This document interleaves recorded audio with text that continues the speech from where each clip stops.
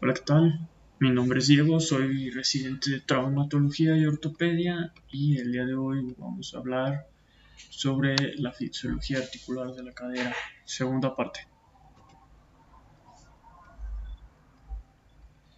Bueno, primero vamos a tener que la cadera representa un soporte del tronco en posición estática y de la locomoción. Esta pues va a ayudar a brindar una orientación y un soporte sobre todo a lo que es la marcha. Vamos a tener que es una articulación bastante fuerte, la más difícil de luxar y pues bueno, es una enartrosis.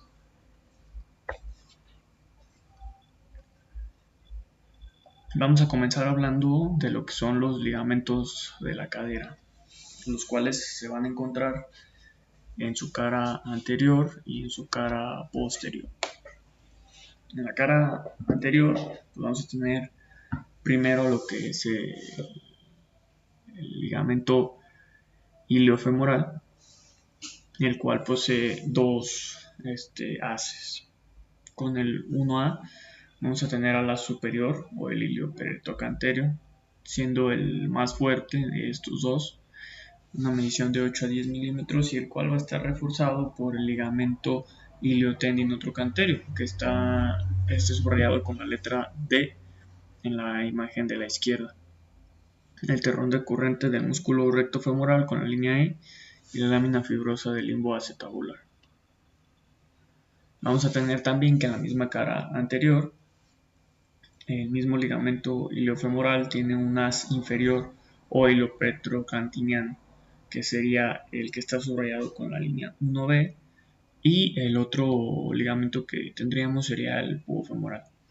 Entonces, en resumidas cuentas, en los ligamentos de la cadera, en la cara anterior tenemos el iliofemoral y el pubofemoral, que forman una imagen característica de una N o una Z. Aquí vemos cómo en conjunto forman la línea N o la Z tumbada y pues bueno, son estos tres, el iliopetrocanterio, el iliofemoral y el pubofemoral, sus nombres dados por las estructuras que conectan. En la cara posterior únicamente vamos a tener un ligamento, que es el ligamento isquiofemoral con el número 3. Entonces esto también nos sirve para correlacionar cómo la cadera es más inestable hacia su parte posterior respecto a su parte anterior, en buena razón pues por los ligamentos que este tiene. Vamos a tener que en bipedextensión los ligamentos van a estar enrollados en torno a lo que es el cuello del fémur y como de acuerdo a la posición de la cadera la extensión los va a tensar y la flexión va a destensarlos. Aquí tenemos los ligamentos en la flexoextensión. Aquí vemos cómo hay una alineación en posición neutra y en la cara anterior vemos cómo están pues moderadamente tensos en la figura 69. En la figura 70 ya estaríamos viendo una representación de lo que es el acetábulo y la cabeza del fémur y cómo bueno, los ligamentos sí están tensos pero de forma moderada. Cuando se genera una extensión de la cadera, el hueso ilíaco va a girar por detrás del fémur, como vemos en la imagen 71, y al hacer este típico movimiento vamos a ver cómo los ligamentos van a tensarse por la extensión, siendo el iliopetrocantino, que está ahí en la imagen de un verde oscuro con LP, el que más se va a tensar. Cuando la cadera se flexiona, el hueso ilíaco pasa hacia adelante del fémur y los ligamentos en esta posición se distienden, es decir, están menos tensos. Entonces, un paciente que está con la cadera en flexión, que tiene un impacto de anterior hacia posterior, es más susceptible al desarrollo de una luxación de cadera y esto pues nos explica por qué la posición de los pacientes que van en los accidentes automovilísticos con los pies sobre el tablero son los más propensos a desarrollar una luxación de cadera. Dependiendo también de la posición, ya sea si la cadera está en aducción o en aducción, los ligamentos también van a tomar cierta parte en esto. En una posición de alineación normal, igual van a estar moderadamente tensos. Si los vemos en lo que respecta a la aducción, cuando la cadera va hacia adentro, el iliopetrocanteno, que sería el que está con IP, va a tensarse, y el pubo femoral, que está con la línea verde bajo, va a distenderse por la posición que va a tener la cadera, y en una vista posterior el isquiofemoral se va a distender. En la abducción, el fémur rota hacia lo que es la parte de afuera, el ligamento iliopetrocanteno se distiende y el pubo femoral se tensa, y en la parte posterior el isquiofemoral va a ser el que se va a ver tensado. Existen varios factores que hacen que la cadera se mantenga unida desde lo que es el cuello y el acetábulo, los cuales se llaman factores de coaptación. Vamos a tener que la cadera se va a beneficiar de la gravedad, porque la cabeza del fémur va a encajarse con lo que es el acetábulo, y la fuerza de gravedad de arriba hacia abajo va a generar que haya como una fuerza de contratracción, y vemos ahí marcado por las flechas blancas como el acetábulo va hacia abajo y el fémur va hacia arriba, y eso hace que la cadera se mantenga unida. El rodete acetabular va a hacer que el fémur no lo sobrepase, y vamos a ver ahí cómo son las flechas negras, es decir, va a aumentar su superficie articular. Y la zona auricular de la cápsula se va a ceñir al cuello, que son las flechas azules, y van a hacer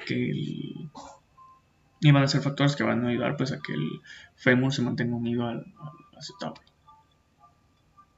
Aquí vemos que si se retiran todos los puntos de soporte, el fémur no sale del acetábulo, pero si se hace un orificio en este, sí lo hace. Entonces esto nos habla de la presión negativa que se ejerce en la cavidad del acetábulo, y que es otro factor que ayuda a que se mantenga unido la cabeza del fémur con el acetábulo. Aquí vamos a ver que los músculos también intervienen en lo que es la unión de la cadera con el fémur con el acetábulo. En la cara anterior tenemos pocos músculos, será la flecha azul, pero recordemos que tenemos dos ligamentos que son muy potentes. Y en la cara posterior va a haber más músculos, sin embargo los ligamentos van a ser menos potentes.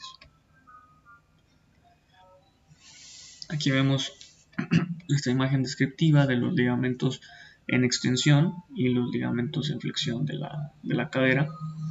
Y como vemos como en extensión se encuentran tensos y en flexión se encuentran distendidos. Existen también factores musculares y óseos que intervienen en la estabilidad de la cadera. Aquellos que se sujetan la cabeza al acetábulo, tenemos el piriforme con el número 1, el obturador externo con el número 2, y los glúteos, que están con la flecha azul. Y aquellos que luxan la cabeza del fémur pues serían principalmente los aductores, los cuales están señalados con el número 4, y los cuales pues bueno, se va a encontrar sobre todo en los pacientes con una luxación congénita de cadera. Tenemos el ángulo de Hill-Heiner, en el cual pues bueno, realmente nos ayuda para identificar a aquellos pacientes que pueden tener una malformación congénita del acetábulo. Se va a trazar una línea horizontal en los cartílagos, más o menos la línea punteada que vemos en la imagen con la letra Y, y una línea tangente con el techo del acetábulo. Los recién nacidos esperamos que haya una angulación de más o menos 25 grados, y que al primer año disminuya a lo que van a ser 15 grados. Más de 30 grados de malformación nos indican que hay una malformación congénita del acetábulo, y pues ahí tenemos el signo de Putti, en el cual se presenta un ascenso del núcleo cefálico por encima de la línea 100. Del lado derecho de nosotros, izquierdo de la pantalla, vemos una cadera normal en un recién nacido, y del lado derecho pues ya vemos una cadera patológica de acuerdo al ángulo de Hill-Heiner y presenta el signo de Putti. Vamos a tener que la orientación del cuello femoral influye también en la estabilidad. Generalmente una inclinación normal nos habla de más o menos un paciente que va de 100 a 125 grados. En una luxación congénita de cadera podemos encontrarlo hasta en 140 grados, y en aducción 30 grados. Bueno, aquí vemos algo similar en lo que respecta al plano horizontal. El ángulo de declinación de 20 grados, la anteroción del cuello de 40 grados y en rotación externa a 25 grados. Y aquí pues bueno, vamos a hablar de dos aspectos importantes. Los músculos flexores del cuello es con los que vamos a iniciar. Y es importante pues destacar que estos van a encontrarse por delante del plano frontal. Es decir, como vemos en la imagen de la parte inferior derecha de la pantalla, si los músculos van a hacer la flexión, pasan por delante para flexionar lo que va a ser la cadera.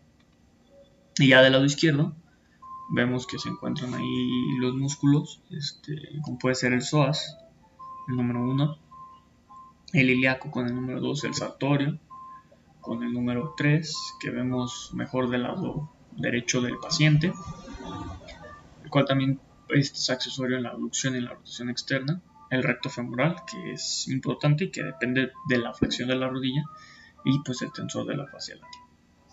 Y algunos otros, ¿no?, que también participan en la flexión, pero no es su función principal, como puede ser el pectíneo, el abductor largo, el grácil y el glúteo menor medio. Y en lo que respecta a los músculos extensores de la cadera, vamos a tener que estos pasan por detrás del plano frontal. O sea, la cadera va a estar dividida en plano frontal y plano anterior y posterior. Estos van a pasar por la parte posterior. Se van a insertar en el fémur y tenemos principalmente tres, ¿no?, que son los glúteos. El glúteo mayor, el más importante, el más potente, el más fuerte, el músculo de todo el cuerpo. El glúteo medio y el glúteo menor, que funcionan como extensores de la cadera. Es importante destacar que el glúteo mayor mide 63 centímetros y puede llegar a soportar hasta 238 kilos. Los músculos extensores de la cadera, siguiendo con algunos otros, aquellos que se insertan por detrás del plano frontal, los que se insertan en la rodilla o también conocidos como isquiotibiales. Los tenemos ahí en la figura 117, el 4, el bíceps femoral, el semitendinoso y el semimembranoso. Y vemos como su potencia total en conjunto es de 22 kilos. O sea, no es lo mismo al glúteo mayor, que hemos visto que soportaba más de 200 kilos. Y el aductor mayor, que bueno, va a ser accesorio. En la extensión de la cadera van a participar ambos grupos, tanto antagonistas como sinérgicos. Y aquí vamos a pasar a un aspecto importante de la estabilización pélvica a través de los músculos extensores. Vamos a tener que el centro de gravedad, el que se encuentra con la flecha negra, letra C, vamos a tener que se encuentra arriba de lo que es el centro de la cadera y sin intervención, en esta posición vamos a tener una pelvis inestable. Cuando el centro de gravedad empieza a pasar hacia adelante, como vemos en la imagen 123, los isquiotibiales son los que van a funcionar de soporte, o sea, como de contratracción, ¿sí? Cuando empieza a inclinarse aún más, empieza a intervenir el glúteo mayor y genera mayor contracción y, por supuesto, mayor estabilidad. En la marcha normal, los isquiotibiales realizan la extensión, entonces van a ser los músculos principales. Pero ya cuando nosotros hacemos alguna actividad de mayor fuerza, como correr, saltar o ir cuesta arriba, el principal músculo que va a intervenir aquí sería el glúteo mayor. Y ahora pasamos a hablar de otros movimientos, como sería el de la abducción. Aquí tenemos pues el más importante, el deltoides glúteo. Vemos cómo tiene una característica singular, como si fuera un triángulo con una punta inferior, y vemos cómo pues van a estar aquí otros más participando, como el tensor de la fascia látea, el glúteo mayor, el tendón glúteo mayor, que es el que va a unir pues al tensor de la fascia látea con el glúteo mayor, y el tubérculo intercondilio, que es donde se va a insertar este tendón para dar la inserción. Estos, al actuar en conjunto, lo que es el tensor de la fascia lata con el glúteo mayor, van a generar que haya una contracción y obviamente el tubérculo intercondilio va a ser jalado, se va a generar que se dé el movimiento de la abducción. Aquí vemos cómo tenemos estos vectores en los cuales vemos como la fuerza no es perpendicular a la palanca. Entonces esto hace que el vector vaya hacia el centro de la palanca. Las fuerzas se descomponen y al momento de que nosotros realizamos el movimiento no lleva el mismo sentido de forma perpendicular de acuerdo a la posición.